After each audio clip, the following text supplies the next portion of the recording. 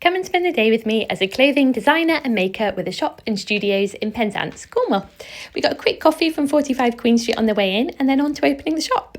First things first, we got a massive delivery of all our lovely red and white stripy paper bags. Dad was in charge of running the shop downstairs today, so he got on with stamping some bags so me and Mum could go on and get upstairs in the studio. Mum was making these beautiful necklaces today. They're all made from little bits of treasure that we got from different Moroccan markets when we went there earlier in the year. They're all semi-precious stones with like little tassels and handmade bits along with them. So these are all now downstairs in the shop. I started sewing. Now, I don't normally take on commission work.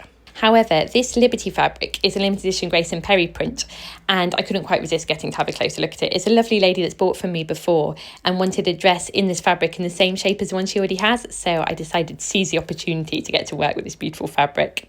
I used the teal bindings. I thought that went best with all the lovely ribbon on the outside, and got the pockets on, had a little try on, and then went on to sewing the label on. Dad normally sews the label on for me downstairs. However, today he was working on lots of pom-pom bag charms, and I got the feeling he might have stabbed his fingers one too many times to want to sew any labels on for me. So I did it myself with that one, and then popped it in one of our lovely new bags. I then spent a little bit of time in the shop putting out the new necklaces and just generally having a tidy up of the jewellery section.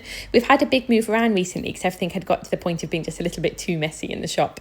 So we've had a bit of new space to fill, which has been really exciting. Our lovely friend Joanne from Lady Shed Jewellery has just dropped lots more in as well, so there's some more of her things which are just all looking lovely. Winnie, as usual, has been scaring customers all day by sleeping with her eyes open and looking like she's no longer with us. Can confirm she's fine. I had some writing editorial work to do, which I haven't done for ages, but as you can see, I kept getting completely distracted by chatting to Mum in the studio.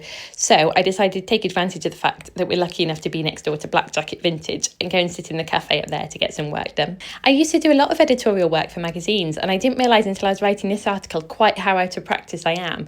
I think writing's really one of those things where you get really into the rhythm of it if you're doing it a lot, and really kind of fall out of that rhythm if you do have a break from it. However, having said that, once I was undistracted, I actually had the opposite problem and went way over the word count, so I had to get Dad to whittle it right back down for me.